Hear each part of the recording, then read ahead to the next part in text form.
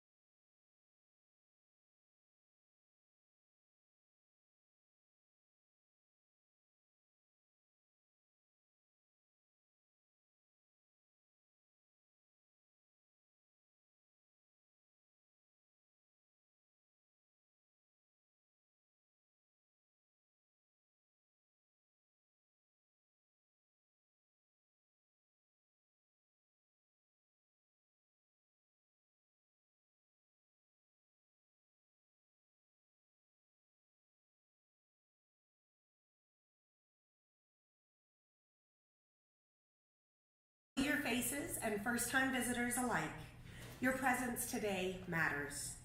Whether this is your very first Sunday with us or one of many, we are enriched by your being here. We are a community of many beliefs, backgrounds, sexual orientations, and gender identities. Together we are learning, growing, and becoming, each of us held in love. Just as you are, you belong here. Please turn to those around you and greet them with a joyful good morning.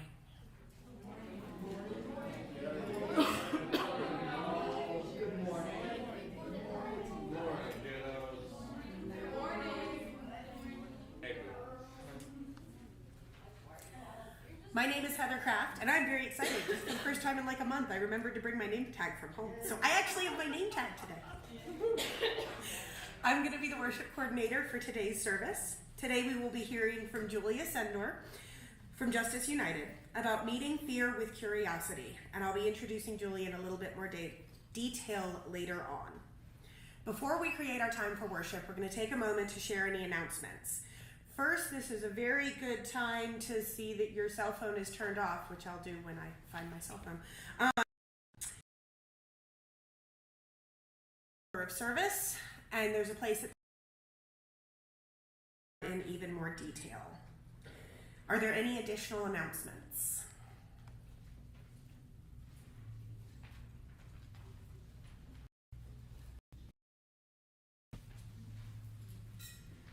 Hi, I'm Aurora, and the cow and the service, we are having a brunch fundraiser. So you don't have to bring food because we'll have food. For donations, the youth are, again, trying to raise funds to split 3 ways between the Trevor Project, the local homeless shelter, and New Hope Elementary. So all donations towards eating the brunch will go to those, will be split between those 3 causes. If you are a parent of youth, please bring them. We got to start prepping stuff like during the service. So if you're a parent of youth, please bring them to the library and we will start cooking things and making waffles. If you are a person with a waffle maker, I could use an extra waffle maker or 2. Just come see me after the service and let me know if you can bring one. Okay. And please come and support our youth and all the work they've been doing.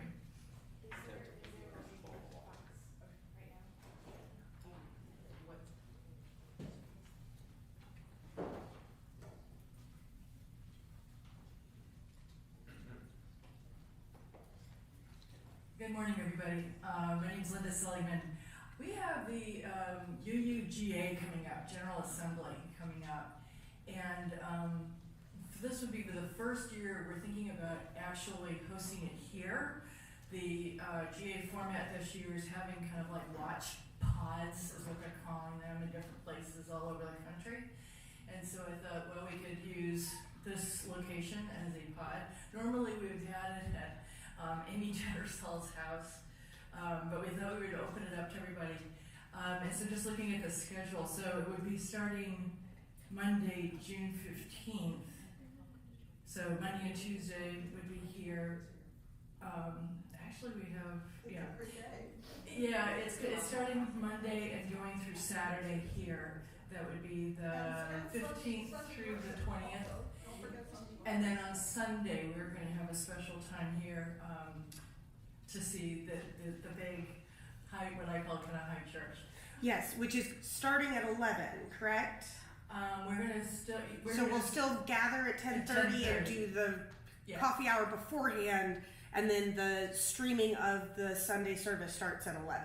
Yeah, so there's no change in schedule. You just come as you are. So I just wanted you to know that that's happening. And if you wouldn't mind contacting me and letting me know you're planning to come, that would be nice. Linda@seligman.org. I'll get this in the newsletter as well. But I just wanted you to know that it's coming up. It's kind of fun being with other people, seeing what's happening with all the other UUs, and kind of being part of the mothership. So anyway, just want you to know. Also, Aviva is out of town, but we are doing our Songbirds practice next Sunday as well at 6:30 here. You don't have to know how to read music or anything. If you just love to sing, please come join us. Hi guys, I know that there's a slide and it's in the newsletter and it's in your order of service announcements and everything, but next Sunday is our committee of the whole. It's our annual membership meeting where we do things like approve the budget. We've got some bylaws revisions that are going to be on the slate. We'll talk about some things that our delegates are going to be voting on at General Assembly, and we'll approve officers for the next program year. So if you can stay, enjoy that wonderful fundraising brunch for RE. I promise it's going to be a good time, not a bad time. Like, I know people can be like, ew, I don't want to have to like pass bylaws, but really, please come. Thank you.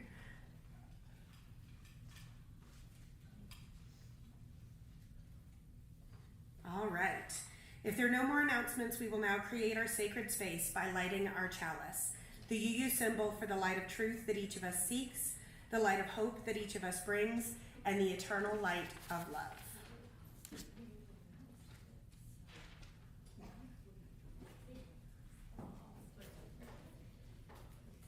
Yes, I did. I asked you.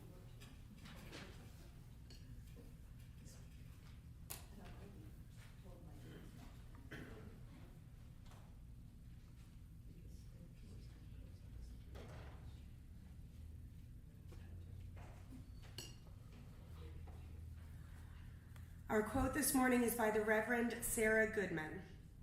And so we use our little seed of hope to do something, even if that something is to talk about how helpless we feel. Even if that something is turning off the news and going for a walk with a beloved. Even if that doing something is deliberately shifting our anxiety into something else. Remember when I told you about anxiety and its opposite? No, the opposite of anxiety is not calm. It's not confidence. The opposite of anxiety is curiosity. Anxiety is worrying. Oh no, what is going to happen? And curiosity is, oh wow, I wonder what's going to happen. It might be tempting to imagine what might happen. It might be tempting to look at the past and imagine that we know what the future might bring. It might be tempting to imagine that the future is set and that we can't do anything from here. But we can't know what's going to happen in the days and weeks ahead. We can turn our anxious brains away from imagining the catastrophes it wants to focus on and instead start to be curious. What could happen if things go well? Instead of imagining impending doom, we imagine how we can hold each other through the chaos. Instead of remembering an awful day years ago, maybe we can remember how we reached out for each other in those early days of lockdown. Bringing food, meeting in parks, and on porches with our neighbors and friends. We can imagine a world transformed. Please rise in body or spirit as we sing our opening hymn, Morning Has Broken.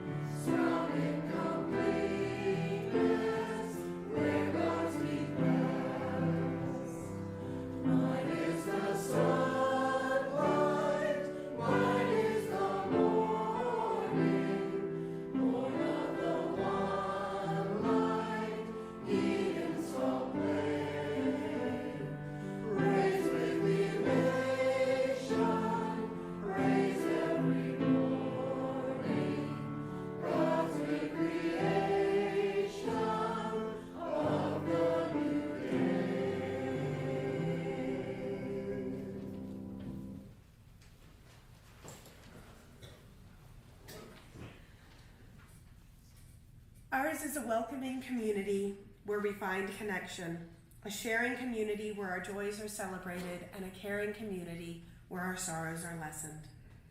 Every Sunday, we take some time to reflect on the special happenings that have occurred this week among our members and friends. Some choose to share aloud, while others choose to remain silent, and here we make room for both. After sharing, each person is asked to drop a stone into the vase on the altar, symbolizing the communal connection and collection of our shared experiences. By taking this time to share, we strengthen the bonds between us. If you would like to share aloud, please take a moment to collect your thoughts and center yourself so that what you share this morning is personal, heartfelt, and brief enough so that all have time to share.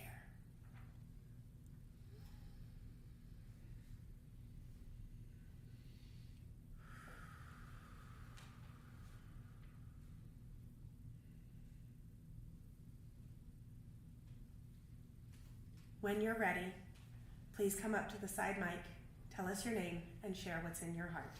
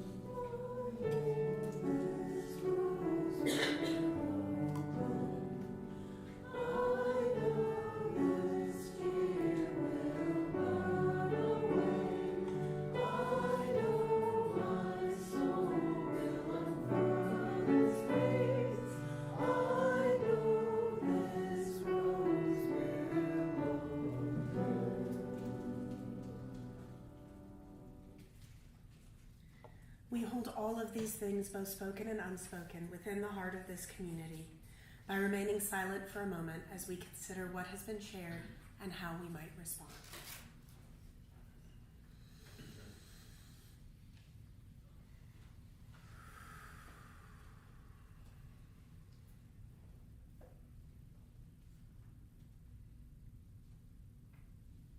We will now close this time together with Amen and blessed be. Amen and blessed be. Each week we take up a monetary offering to support the social justice work in our community. Children? Oh, I forgot to put it in my script again. I'm so sorry. Yes, please join nope, first, Ari is going to tell us what they're doing, although they kind of already did. Hey, we're doing joint youth and kids RA today. We're going to be cooking some potato casserole so that we have a non-wheat containing option for those who can't eat wheat at our brunch next week. Now we're going to sing the children's blessing as we sing our children to class. Doing great. May your lips bring truth into the world. May your heart know love and your hands do the work of justice. As you go your way in peace. As you go your way in peace. Now we're going to do our offertory. This is a fifth Sunday, which means the money collected goes into the ministerial's discretionary fund, which, since we don't have a minister, is the GovCo's to use to help our members and friends who may be in times of need. Brief introduction. Minnesota means sky-tinted water in the Sioux language. Makoche means homeland. The Manitou is actually the evil spirit of the Algonquin-speaking people, not the Sioux. And of course, if you recall, back when you were young, some of us, we watched the old westerns, and they always referred to the great chief of the white people as the great father of the eastward.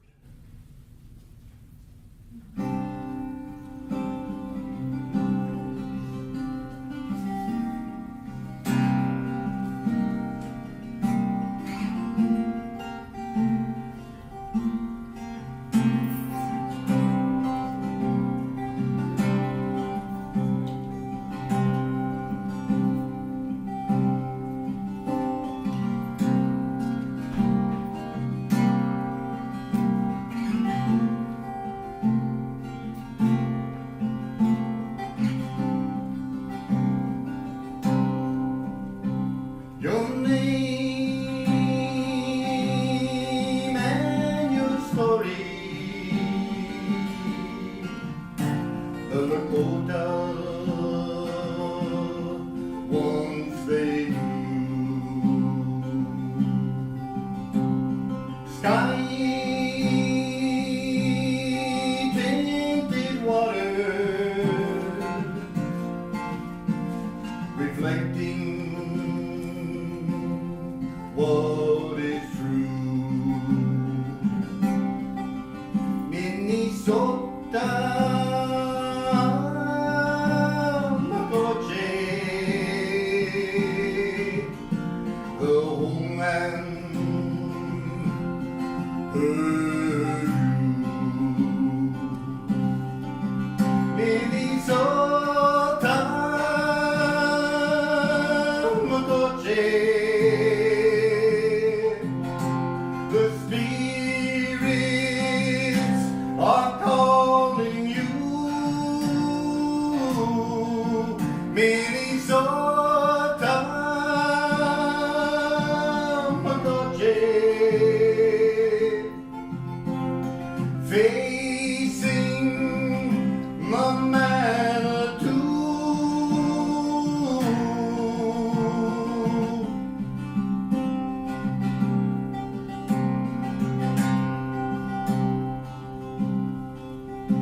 Cold winter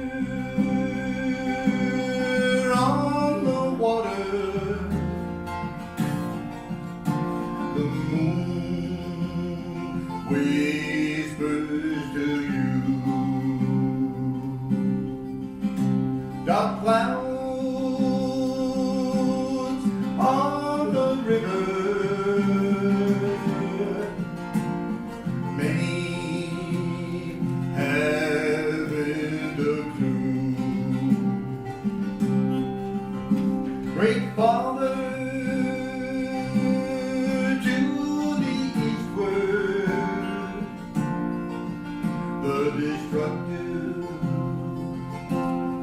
Manitou. Minnesota, Makoche,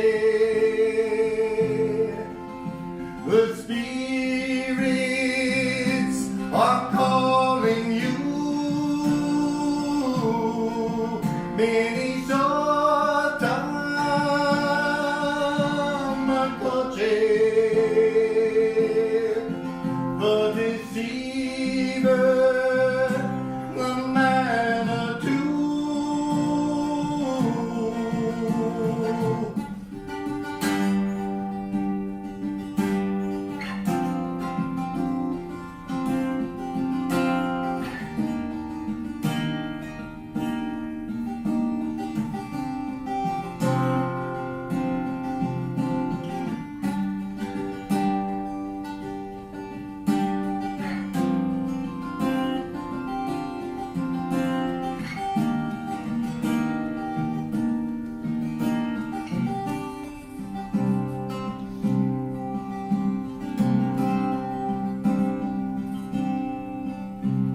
The name of the river, good people still they know. Sky tinted water, but written in the snow. Spirits good and pretty know what is true. Spirits good and pretty, so we know too.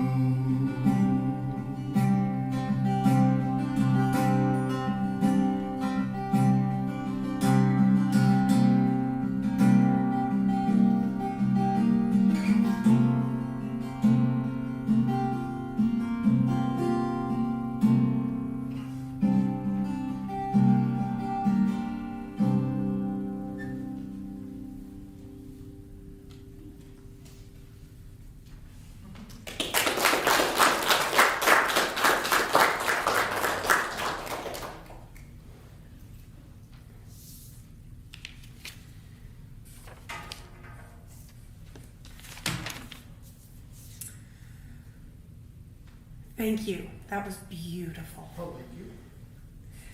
Please join me in our prayer of collective gratitude. It's up there. For the love that surrounds us every morning, for the friends beside us, and for the generous gifts just received, let us be truly grateful. So as you might have figured out, Julie and I actually did go to high school together. But she is the lead organizer for Orange County Justice United, a coalition of 23 member organizations, including UUCH, across Orange County that work together to make tangible change in the community.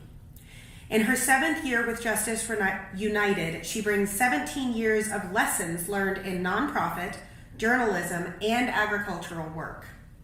Julie is continuously guided by the burning question of how to support people in building genuine relationships across divides to make real change. We grew up in Chapel Hill, spent 6 years dedicated to Cedar Grove in Northern Orange, and now lives in Hillsborough with her husband and 2 young children, which means a piece of her heart is in every corner of Orange County.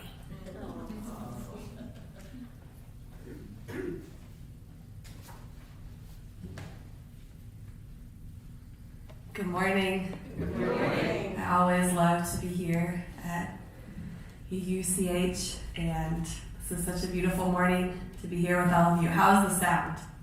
Perfect. I'm going to begin. It was so hard to choose from the different readings. There were so many good ones. So I'm going to begin with a bonus one that I snuck into the sermon to set the tone, ground our time together, called Blessing the Questions by Jan Richardson. Let them come, the questions that storm through the crack in the world. Let them come, the questions that draw you into rest, into dream, the questions that stir the wakening world. I really loved the reading that Heather shared, reminding us that the opposite of anxiety is not certainty, is not calm, but is curiosity, which can seem strange or maybe counterintuitive at first, but begins to feel more true the more you think about it. That the opposite of anxiety is asking these questions that crack through. How can we reach out? How can we hold each other? How can we figure out the interplay of what we can and can't control? And this is often a part of the creative process, music, all forms of art. And I'm here to share some about how the work of making change in the world, including through Justice United, is part of that same creative process of embracing curiosity and welcoming those questions that storm through the crack in the world. And there's really two ways you could describe Justice United and the work we do. One way is the way that I shared with Heather to create the introduction, which is that we're a coalition of 23 groups across Orange County, or of people who live, work, and worship in Orange County. You don't have to do all three. You live in Alamance or work somewhere else, you're still welcome. But we all come together to figure out how can we all move and push in the same direction to make very specific changes that affect our community's life, changes on justice issues. So that's one way to describe what we do, which is accurate. The other way to describe what we do is that we see the world fundamentally as a tension, that we are all living in this tension between the world as it is and the world as it should be, which I think will resonate with all of you, is probably why you're here in this congregation and today. And that the world as it should be is the world of perfect love, justice, everyone has what they need, everyone loves their neighbor, everyone is in right relationship with each other, with the natural world, with all forms of life in the world. Is that the world as it is? No, not yet, not yet.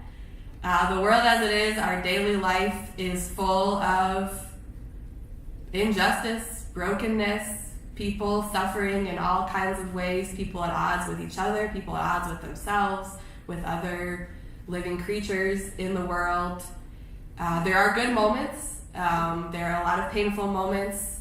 It's run by the political and economic realities, who's in power and what can they do, and how are those powers balanced.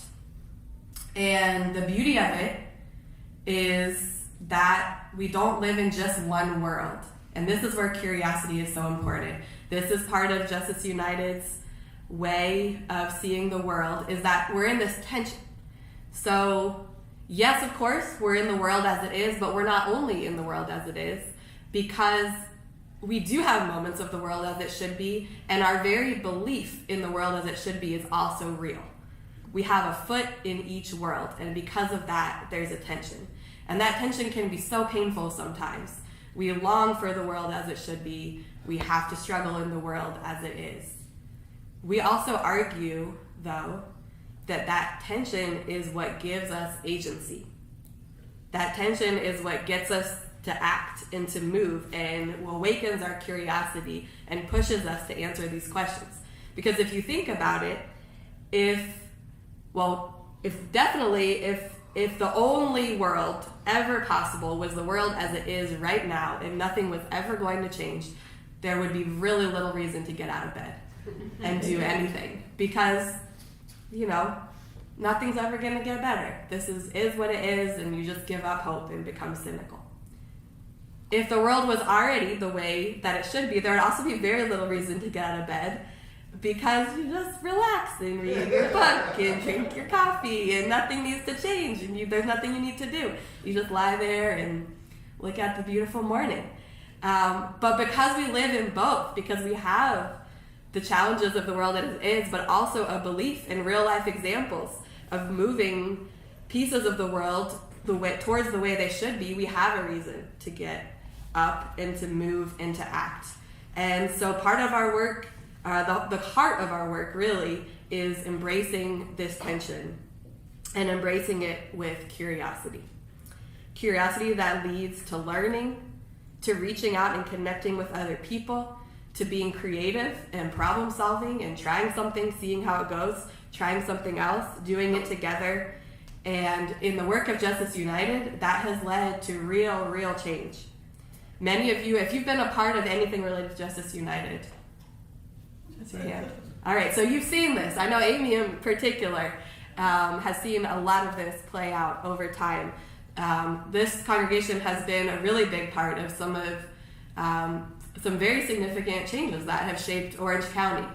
A couple of examples that give you an idea of what this could look like. This was before my time, but this was actually the effort for change that brought me into Justice United, was the education campaign, looking at the several challenges in the Orange County schools. One, that the teaching staff was close to 100% white and almost only monolingual Spanish speaking. And so there was a huge campaign to make sure that the teaching staff better represented and reflected the actual student body, which has been shown to really increase students' experience in schools. And also so that some of those critical staff, front desk staff, social workers, hiring some that were bilingual in all of the different schools, so that families that spoke another language, especially Spanish, had a way of communicating, knowing what was going on with their children, being able to support their children's growth. And there was a massive effort to secure commitments from the incoming school board candidates that was ultimately successful in changing the makeup, having more opportunities for teachers of color to have a pathway to becoming licensed teachers, and bilingual staff in every school. And so that came about through this work with Justice United. Another effort that y'all have heard me talk about is the mental health campaign. Mental health is a challenge across the board. And let's see, we started this campaign 5 years ago. COVID was still going on, and many Spanish-speaking families were facing the crisis that there were no Spanish language mental health services in Orange County. Many of them were having their children deep in mental health challenges, and then in going to help their children, a lot of the parents realized they themselves actually really needed mental health support too. And their two major options were the emergency room, which often involves several days of waiting in the waiting room just to be seen, or an incredible mental health organization, El Futuro, that was in Durham and had at one point an 8-month wait list to be seen because the demand was so high. And so we began a campaign that ultimately has secured $3 million for El Futuro to expand its programming back into Orange County, where it used to be, and have free, bilingual, culturally responsive mental health sessions, and has boosted employment for a lot of Spanish-speaking mental health professionals as well. And that all came about, again, through curiosity, through saying what could be done and embracing this tension. And the final piece that I'll talk about a little more is housing. Right now we're in the middle of 2 housing initiatives. We actually have 5 different initiatives going on, which I'll describe more about. But we did a round of listening sessions that some of you participated in about 2.5 years ago, where we gathered 800 of our members over 5 months in small groups, and people got curious and turned to each other and asked, if you could change one thing in our community that affects you or someone you care about, what would it be and why? And Housing rose to the top of the list, along with access to health care, and now immigrant rights is one of those top priorities. But as we got deeper into the question of affordable housing, two issues began to emerge, and I'll describe them both, two problems. One is that the gentrification has been so extreme that it has been pushing out many of the families who have been here for centuries. Many people whose actual ancestors were enslaved, then they were freed and built our communities, built the university, built churches, created a place that so many people now want to move to. Many of those people in historically black neighborhoods, other underrepresented neighborhoods, are being pushed out of Orange County. And one of the challenges is property taxes. Not just that the tax rate is high, because we definitely want to contribute to services that fund our county, but that it was being done unfairly. So people in smaller, older homes, very modest homes, some of them actually in disrepair, in historically black neighborhoods and other underrepresented neighborhoods, were actually being told that their house needed to be taxed higher than some of those larger mansions surrounding UNC, the university. There's a lot of examples of this that I'm happy to share, but there was the Pee Wee house that's for people transitioning from homelessness on a tiny plot of land over a sewer line in a floodplain. That land was being told that it was valued higher for tax purposes than one of those huge mansions on Tenney Circle in downtown Chapel Hill. And this was happening across the county. There was lots of people that thought this was a personal problem, that they were not able to keep up with the rising taxes and it was on them. Or they thought maybe this was a problem in their neighborhood. And so what we did was to begin asking, well, who else has this problem? And we connected neighborhoods at every corner of the county, from North Cedar Grove, Hurdle Mills, to west of 54, to the North Side neighborhood, Chapel Hill, to the Rogers Road neighborhood, some of you familiar with these neighborhoods, and began to see who has this problem and what could we do about it.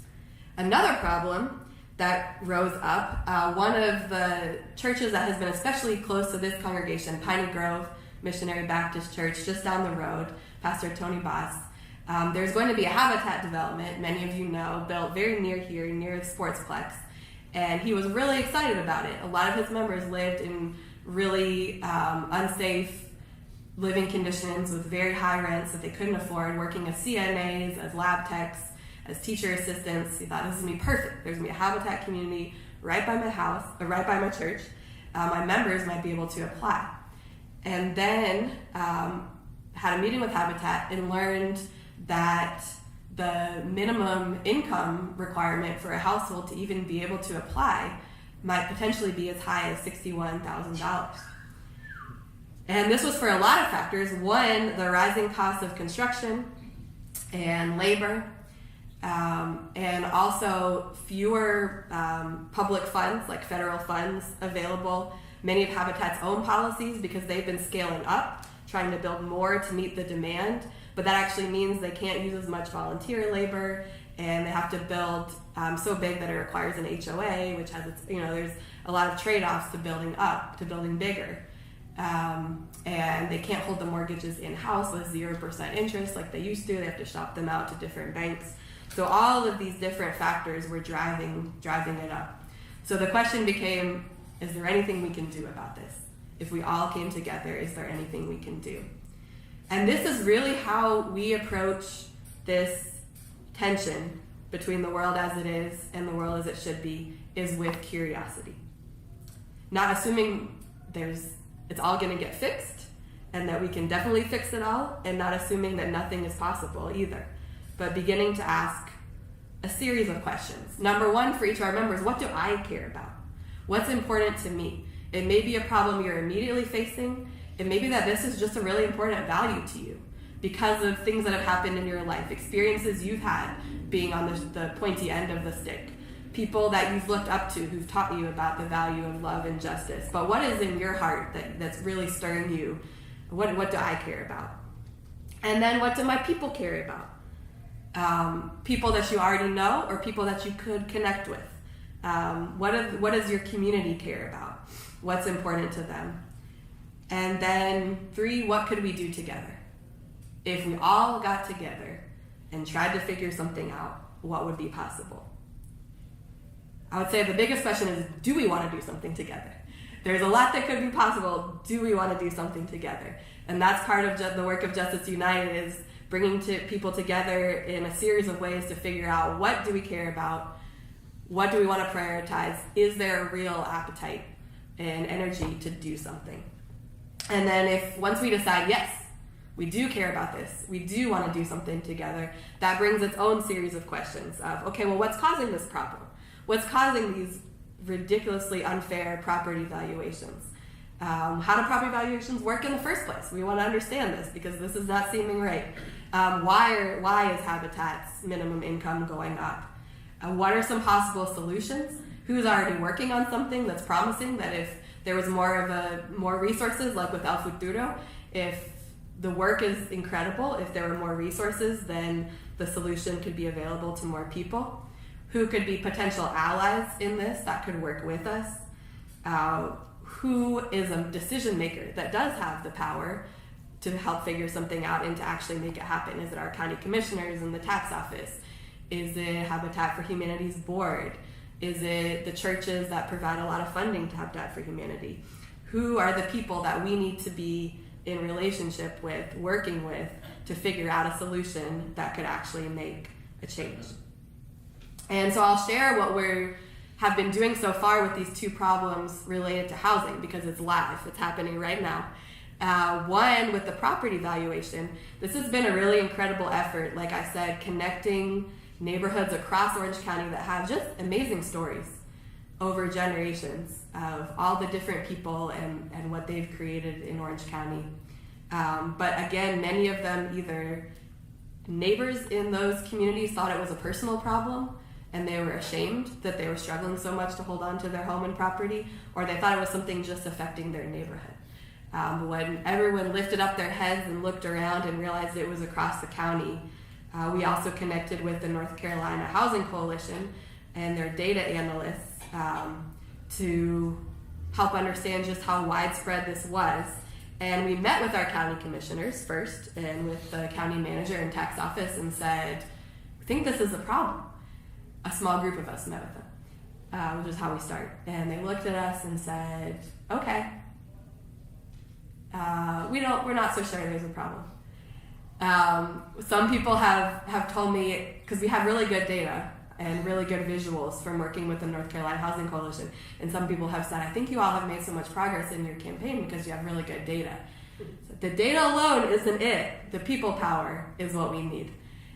So they didn't pay a whole lot of attention at first, but then we began meeting individually with more of the county commissioners and really sharing why this was important, showing up with 50 plus people at county commissioner meetings and people sharing their personal stories, organizing a press conference, organizing a big gathering at the Witta building where the county commissioners host their own meetings, but this time we were sharing our information and inviting the commissioners to come, and they really began taking it seriously.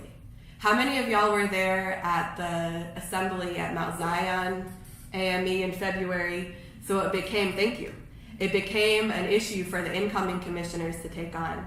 And so far, we started a whole network to help people appeal their own values, which has now saved longtime homeowners $5 million collectively in lowering their property value.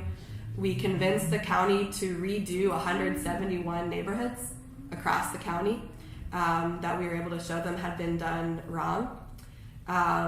We have gotten a commitment from the commissioners to reinvest in these communities, so they've increased funding for home repairs and increased funding for property tax assistance once you get your bill, some help paying your bill. And now they've committed to doing a thorough analysis of the whole process, figuring out what the problems have been and changing them, including an audit really of the tax office itself and hiring people with the expertise to make sure this problem doesn't happen again.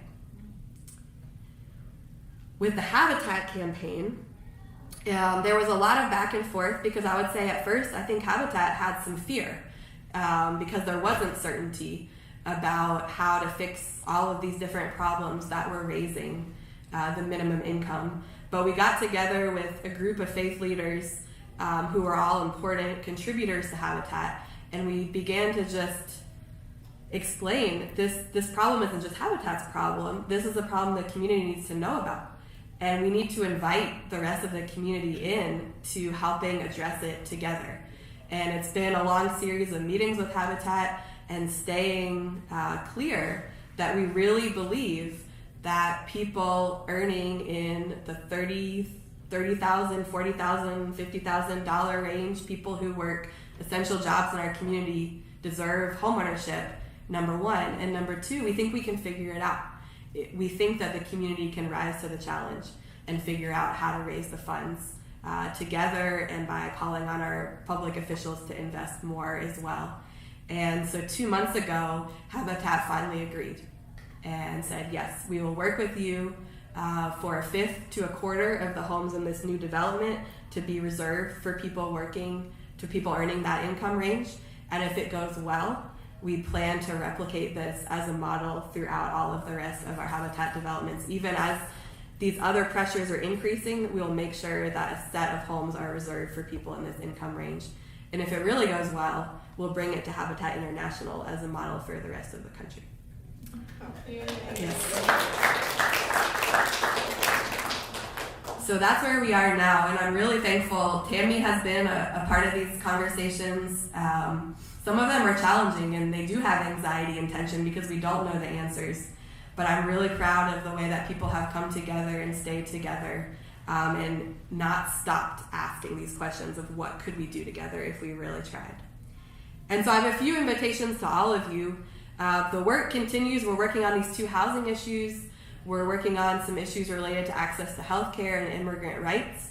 And we're also banding together with our sister groups. We have groups like us across the state to have more ability to make change on a state level. And we're planning a nonpartisan assembly with our candidates for U.S. Senate this fall to call on them to commit to work with us on many of these issues too. So if you're interested in housing, healthcare access, immigrant rights, locally or on statewide or national levels, come find me after the service and we can talk about where you might want to fit in. And also the biggest question is just how do you take this with you in your own life? Where in your personal life, in your family's life, in your community, however you define that, where do you feel this tension between the world as it is and the world as it should be? And what do you need to step into it and have it give you agency and creativity and curiosity? It's not an easy thing to do. Sometimes it's easier to just bury yourself in how bad the news is and just be stuck in fear. Sometimes, paradoxically, that's easier than trying to do something. Or easier just to think, hopefully it will all work out. I believe it will all work out. But to actually step in and engage it. What would that look like for you? What kind of community, solidarity, comfort, sustenance, what would you need to make that possible for you? And how will that look for you in your steps going forward? Again, I'm really, really thankful for this congregation's support throughout the years, and I can say that it is making real change in the community. Thank you. Can I say one thing? Yeah.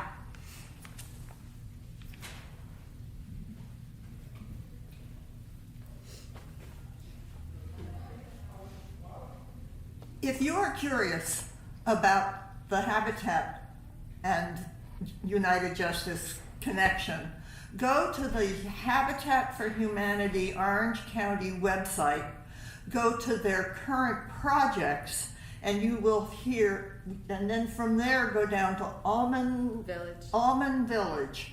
There's a beautiful piece of work about that exciting opportunity. I'm so glad you said that, because that's how it's really become official. They've created, if you print it, it's a handout, but they've created basically an infographic, would you say, Amy, that describes this commitment and what it means in real people's lives, and that we're working together. And it's kind of like the rainbow. It's beautiful rainbow colors, but it's a commitment of our steps forward working together. Thank you for sharing that. If I can print some out and share them with one of you, like Tammy, to bring here on another Sunday if you want to see. That's a really, really good point. Now please rise in body or spirit as we sing our closing hymn, Wake Now My Senses.